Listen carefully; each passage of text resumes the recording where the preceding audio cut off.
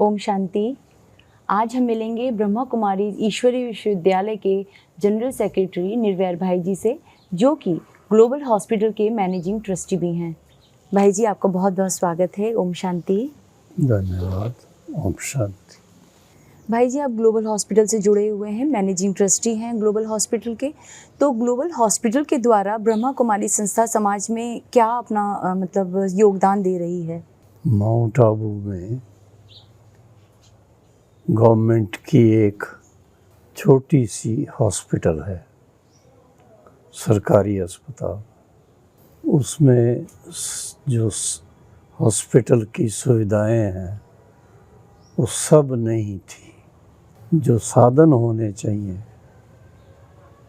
आज के युग के हिसाब से वो नहीं थे, लिमिटेड थे, लिमिटेड में भी। अब मैं ना के बराबर। कैसे बताऊं कि उस समय जो एक्सरे मशीन थी वो 1925 की थी।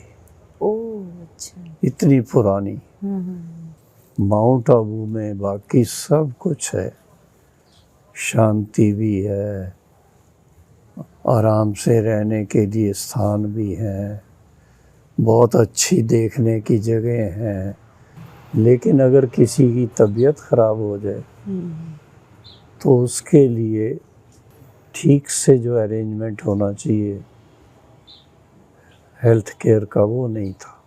तो मेरी जब सर्जरी हुई उस समय मुझे ईश्वरी संदेश में गुलजार दादी के द्वारा ये संदेश मिला था, सर्विसेबल बच्चों को कुछ भी होता है तो सेवा के लिए होता है। तो इस तरह से ये शुरुआत हुई थी। कभी आप सोच नहीं सकते।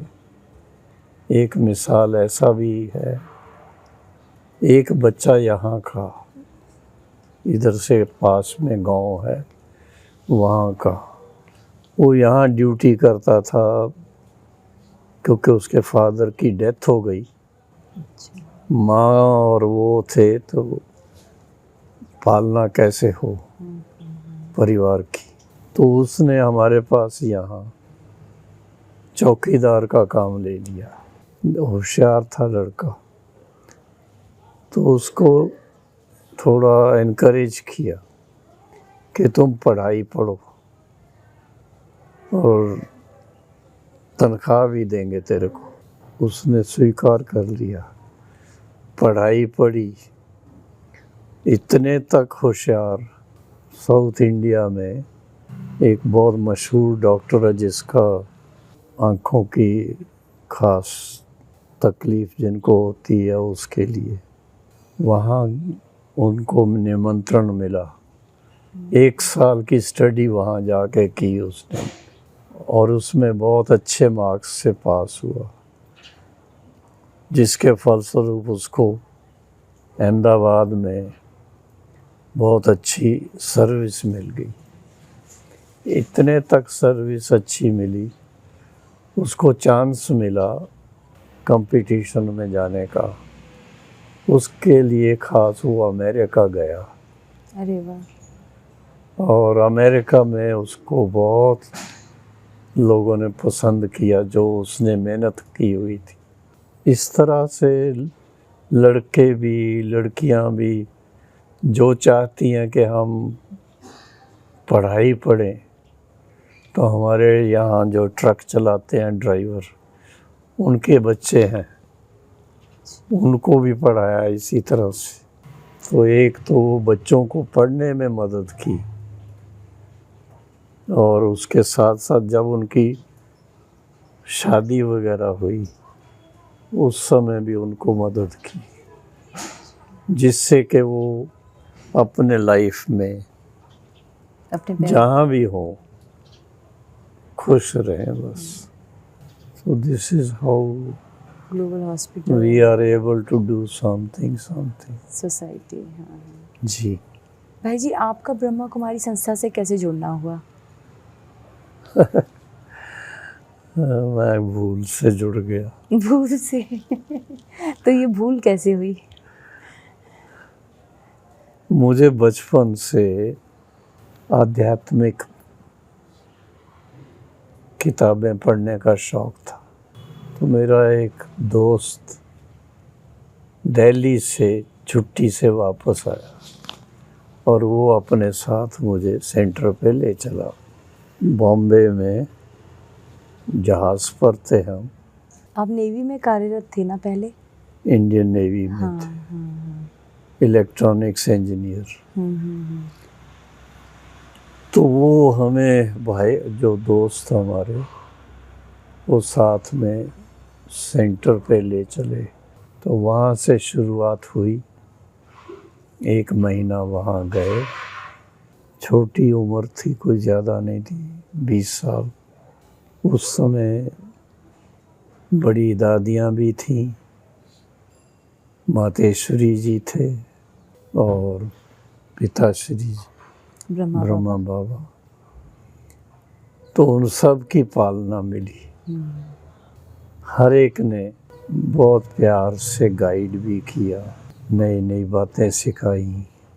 बाबा शुरू में प्यार का ही सागर था, थोड़े टाइम के बाद फिर स्ट्रिक्ट टीचर बन गए। अगर चार्ट एक आधी बार नहीं लिखा तो चिट्ठी आएगी, अपना चार्ट लिख के भेजो। ब्रह्मा बाबा की चिट्ठी आती थी। अच्छा, तब उस समय आप मुंबई में थे? बॉम्बे शिप पर थे। और बाबा ने जो भी देखा होगा, सबसे पहले मुझे पंडित जवाहरलाल नेहरू की सेवा करने के लिए भेजा। सोमनाथ मंदिर है ना गुजरात में, सोमनाथ मंदिर, तो वो बन कर के तैयार हुआ था। उसका इनागुरेशन जवाहरलाल नेहरू ने किया था। अच्छा। उनसे उद्घाटन के दिन मिले, उनको वो सौगात दी जो बाबा ने उनके लिए दी थी। तो इस तरह से शुरुआत हुई थी। भाई जी, आपके शिव बाबा यानी परमात्मा के साथ के कोई विशेष अनुभव? एक तो पत्र लिखते थे तो उसका उत्तर आता। तो ऐसा पत्र कोई नहीं लिखता जैसे बाबा का लिखा हुआ था। और दूसरा फिर जब सन्मुख मिले, क्या कहें, बाबा की लाइट, उसका अनुभव और उस समय का जो वातावरण, इतना सुखद। बाबा से गले मिले। ब्रह्मा बाबा से? अच्छा। बाबा ही थे, बहुत प्यार से मिले, समय भी काफ़ी देते रहे। सारे दिन में कम से कम 3-4 बार तो उनसे मिलते थे। तो ये तो आपके ब्रह्मा बाबा के साथ के अनुभव रहे। शिव बाबा के साथ के कोई विशेष अनुभव? जब आपको शिव बाबा का ज्ञान हुआ उसके बाद? शिव बाबा का अगर वो नहीं अनुभव होता तो शायद मैं नहीं अटक रहता। तो पहली बार ही जब मिले थे तो बाबा कभी भी किसी से एकदम बातचीत नहीं करते थे, साइलेंस में दृष्टि देते थे। उस समय जो योग युक्त हो वो अनुभव कर सकते थे कि शिव बाबा अवतरित होते हैं उस समय। अच्छा। मस्तक पर देखने में लाइट आती है।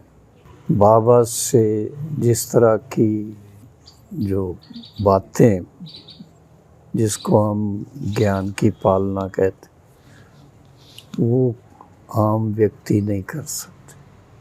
भाई जी, बाप दादा ने कभी आपको कोई ऐसे विशेष वरदान दिए जो आप अपने जीवन में, जिनको आपने इम्प्लीमेंट किया? ऐसा कोई विशेष वरदान रहा आपके जीवन में?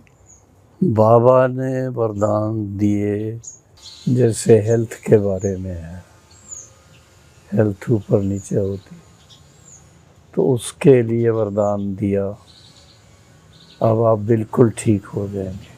अच्छा। 6 वीक्स लगा था, धीरे धीरे ठीक हुआ। अच्छा, मतलब वरदान आपके ऊपर काम प्रैक्टिकली किया। हुआ। हाँ। हाँ। दूसरा था सफलता आपका ईश्वरी जन्म सिद्ध अधिकार है। तो कोई भी कार्य हमने शुरू किया तो उसमें सफलता पाई, मिली ही। सफलता पाई। तो ऐसे अगर देखा जाए मेरी सारी यात्रा जो है 63 साल की, तो उसमें वीआईपीज़ के साथ ही ज़्यादा रहा। भाई जी, जैसे आपने अपने जीवन में आपने कहा कि मुझे बचपन से आध्यात्मिकता में बहुत रुचि थी, आप बहुत स्पिरिचुअल पर्सन रहे, आपने बहुत सारी बुक्स पढ़ी। तो बताइए कि हम सबके जीवन में आध्यात्मिकता की क्या महत्व होनी चाहिए? अब मैं क्या कहूँ, गाइड ठीक से नहीं किया है। नहीं तो आध्यात्मिकता बचपन से हमारे जीवन का हिस्सा बनना चाहिए। उसको इग्नोर करते हैं कि ये बूढ़े लोगों का काम है। मेरे को 63 साल हो गए। 63 साल में जो जीवन में आनंद पाया ये दूसरे किसी ने नहीं पाया।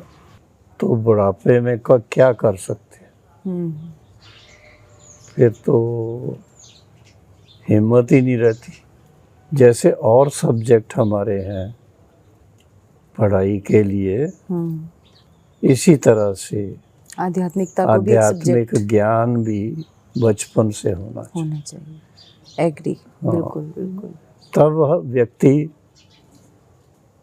सुखी जीवन जी सकता, क्योंकि कर्म श्रेष्ठ करेगा तो सुख पाएगा। भाई जी, मानव जीवन के क्या उद्देश्य होने चाहिए? मनुष्य से देवता बन, ये गुरबाणी में भी आता है।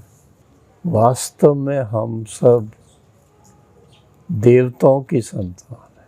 अभी भी साउथ इंडिया में नाम जो रखते हैं बहनों के, सब देवियों वाले नाम हैं। अच्छा। और भाइयों के देवों वाले हैं। वो याद दिलाने के लिए कि आप ऐसे थे। देवता अर्थात देवगुणों वाला, जिसके अंदर दैवी गुण है। लोगों के अंदर बहुत डर है, घबराहट है, टेंशन है, पैनिकनेस है, तो हम लोग ये भय मुक्त जीवन कैसे बनाएं? वो पहला ही लेसन पक्का करना पड़ता है कि मैं आत्मा अनादि हूँ, अविनाशी हूँ। ना ये पानी इसको डुबो सकता है, ना आग इसको जला सकती है। आत्मा के बारे में तो जब आप हैं ही आत्मा, आपको तो कोई डर ही नहीं, तो भय फिर क्यों रखें? निर्भयता। आपका तो नाम ही अपने आप में राइट। मेरा तो बचपन में माँ बाप ने नाम रखा हो निर्भय। तो आपने अपने नाम को सार्थक भी तो किया, आपने किसी से बैर भी तो नहीं बनाया। आप इतने मीठे ज्ञान में हैं कि वो बैर बनाने से कोई फायदा नहीं है। फायदा ही नहीं। हाँ। सच्ची बताऊं, 40 वर्ष पहले जैसे ये बच्चा है ना, हाँ। ऐसे बच्चे को मैंने थोड़ा आंख दिखा दी तो उसको वो सहन नहीं कर पाया। अच्छा। इतने मोटे मोटे आंसू, तो मुझे बड़ा अंदर से आया, ये मैंने बहुत पाप किया। उसको ऐसे गले लगाया और मन ही मन में पक्का किया, आज के बाद आप तो क्या, लेकिन मैं किसी के साथ भी ऐसा व्यवहार करने का संकल्प नहीं करूँगा। और धीरे धीरे अभ्यास करते करते इतना अच्छा हो गया, अब सदा खुश रहते हैं। कोई डर नहीं, कोई भय नहीं, कुछ नहीं। बहुत सुंदर भाई जी, आज आपने जो इतना मीठा ज्ञान हमें दिया, इतने अच्छे तरीके से अपने जीवन के अनुभव सुनाए और हमें इतना कीमती समय दिया, उन सब के लिए आपका बहुत बहुत शुक्रिया, बहुत बहुत धन्यवाद। ओम शांति। टाइम तो आप निकाल के आए खास। भाई जी, आपसे मिलने का मुझे समय मेरा सौभाग्य है।